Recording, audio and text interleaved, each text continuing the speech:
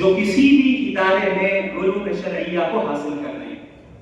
یاد رکھیں اس دین کا جو تصور ہے وہ امت کا تصور ہے. ہمارا اور آپ کا جو تعلق ہے وہ امت کا تعلق ہے. ہم سب کو ان تمام چیزوں سے اجتناب کرنا ہے جن کے ذریعے امت میں کسی بھی طرح تفرقہ ہو اور انتشار ہے. اب کسی بھی طرح کی عصبیت ہمارے اندر نہ آئے. اللہ کے نبی صلی اللہ علیہ وسلم کی جب بعثت ہوئی تو الگ الگ قسم کی عصبیتیں موجود تھی.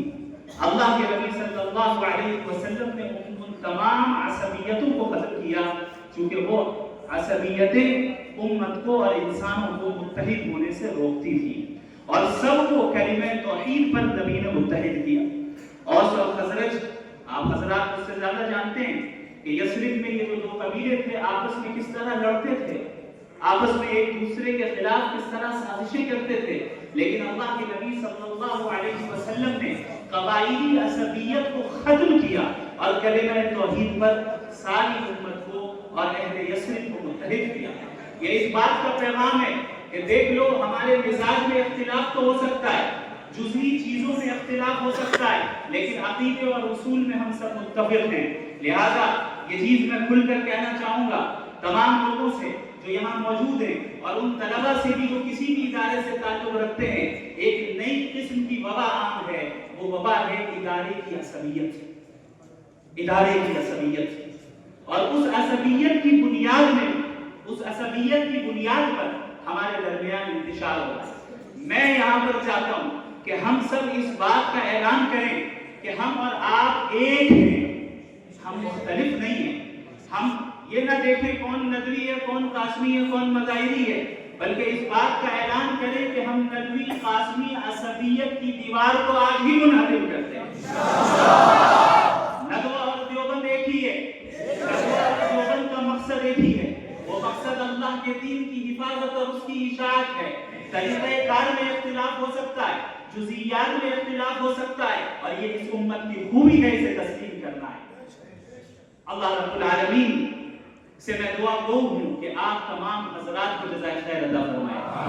یہ آپ حضرات کی دعاؤں کا نتیجہ ہے کہ جو کچھ بھی اللہ نے کل ٹوٹی پھوٹی باتیں میری زبان سے کہلوا دی, محض اس کا فضل ہے, اور اس کے بعد آپ حضرات کی دعائیں. اور میں ایک چیز اور بتاؤں کہ اس ڈیبیٹ اور مناظرے کو جو انجام دیا ہم نے, اس کی آخری تیاری اسی سرزمین دیوبند میں ہوئی الحمدللہ. اور جو بھی ہمیں کامیابی حاصل ہوئی اللہ کا فضل, آپ حضرات کی دعائیں, اور بالخصوص حضرت مفتی یاسر کریم الواجدی دامت برکاتہم العالیہ کی توجہ خاص اور ان کی تربیت کا نتیجہ رہا کہ ہم اس مرحلے سے کامیابی کے ساتھ گزر گئے. حضرت مولانا رحمہ اللہ حفظہ اللہ تعالی, رحمہ اللہ لغوی اعتبار سے کہنا نہیں ہے, اللہ ہم سب پر رحم کریں, ہم سب.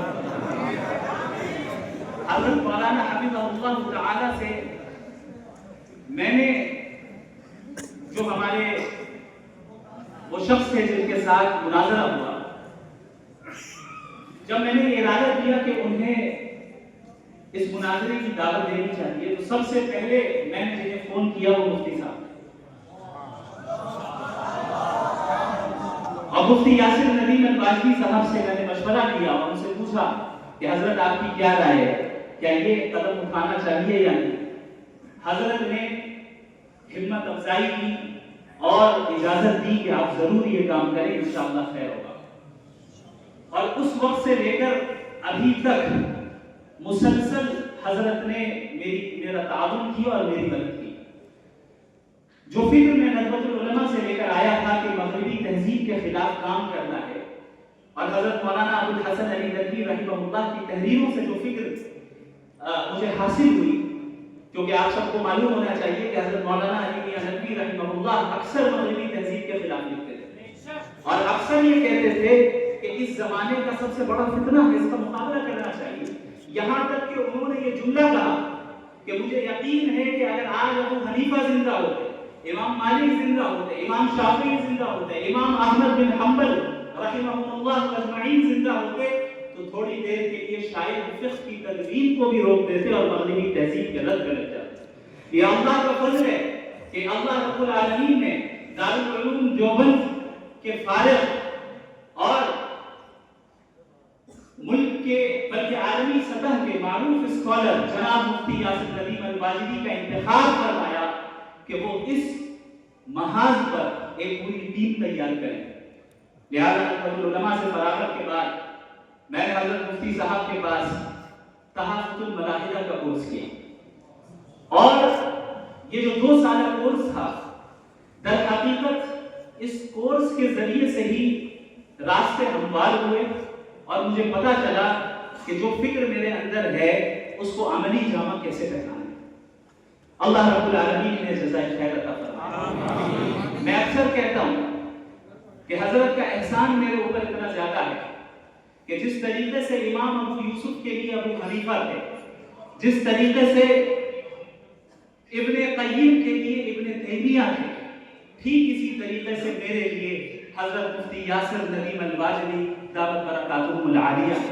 اللہ رب العالمین ان کی عمر میں برکت عطا فرمائے, ان کے فیض کو عام فرمائے, ان کو صحت عطا فرمائے اور ان کی نگرانی میں ہم سب کو کام کرتے رہنے کی توفیق عطا فرمائے. کچھ دنوں سے میں یہ سوچ رہا تھا کہ آخر کیا وجہ ہے کہ ان صاحب کے ساتھ مناظرہ کرنے کے لیے اللہ نے میرا انتخاب کیا. کیا ہی بہتر ہوتا کہ حضرت مفتی یاسر ندیم الواجدی صاحب مناظرہ کر رہے ہوتے. تو بڑے غور و فکر کے بعد یہ بات میرے ذہن میں آئی کہ شاید اللہ رب العالمین کو حضرت مفتی یاسر ندیم الواجدی کو ایسے مقام پر فائز کرنا تھا جہاں سے وہ یہ کہہ سکے کہ بھائی تجھ سے تو میرا شاگرد ہی نہیں بن لے گا.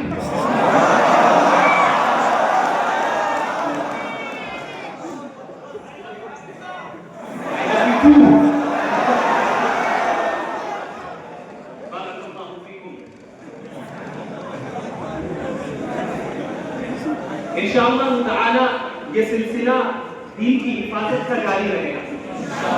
آپ حضرات کو دیکھ کر یہ امید کرتا ہوں اور یہ مجھے احساس ہوتا ہے کہ انشاءاللہ آپ میں سے ہر ایک فرد جدید فتنوں کا مقابلہ کرنے کے لیے تیار ہے.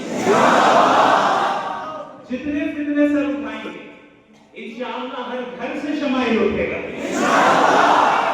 جتنے بھی فتنے اٹھے انشاءاللہ اس دین کی حفاظت کرنے کے لیے ہر صدی میں رجال اللہ کھڑے ہوں گے. جس طرح ہر زمانے میں ایسے رجال اللہ کو اللہ نے پیدا کیا کہ وہ اپنے اپنے زمانے کے فتنوں کو انہوں نے کچل کر رکھ دیا اور ان زنجیروں کو توڑ کر رکھ دیا. اس زمانے میں اللہ رب العالمین نے مغربی تہذیب کے فتنے کے مقابلے کے لیے جس جماعت کا انتخاب کیا ہے اس کی ابتدا کے لیے اللہ رب العالمین نے حضرت والا کا انتخاب فرمایا ہے. اللہ رب العالمین ہم سب کو توفیق دے, دین پر قائم رہنے کی توفیق دے, علوم شرعیہ کو سمجھنے کی توفیق دے, اس پر عمل کرنے کی توفیق دے.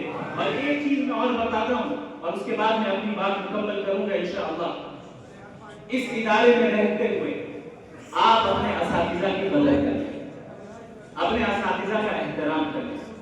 یاد رکھیں جو دعائیں آپ اپنے اساتذہ سے اس وقت حاصل کریں گے ان کے نتائج آپ اپنی موت تک دیکھیں گے اور موت کے بعد بھی انشاءاللہ. میں فخر کے طور پر نہیں بلکہ تحدیث بالنعمت کے طور پر یہ بات بتاتا ہوں, صرف اس لیے کہ آپ کو اس بات پر ترغیب دلاؤں کہ اپنے اساتذہ کی قدر کس طرح کرنی چاہیے.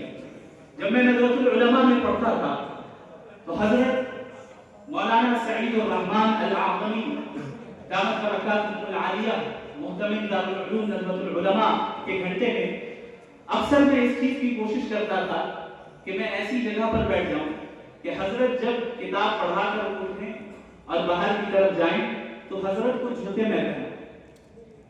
لہذا بعض طلباء کے درمیان مسابقہ ہوتا تھا کہ کون دروازے کے قریب بیٹھ رہا ہے. میں وقت سے پہلے آتا تھا, وہاں بیٹھ جاتا تھا اور یہ سلسلہ پورے سال رہا.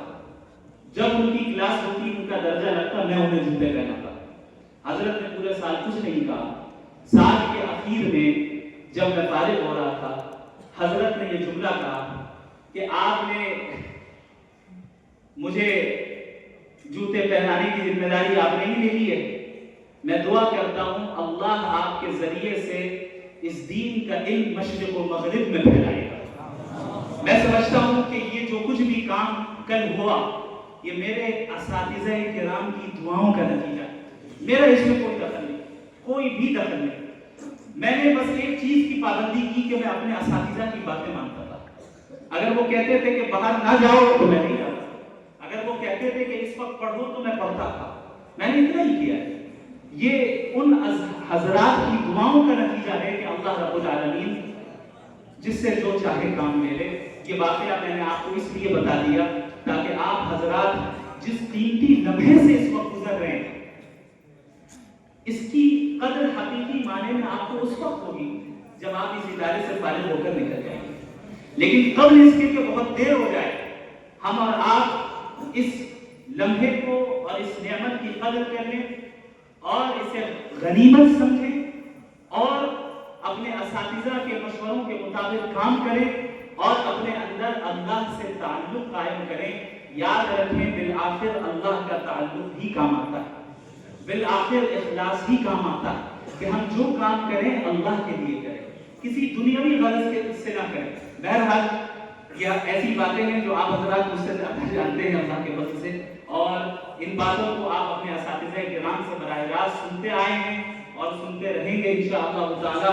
مزید میں ان حضرات کی موجودگی میں مزید رب کشائی کی ضرورت نہیں کر سکتا, اسی لیے میں اتنی باتوں پر ہی اکتفا کرتا ہوں.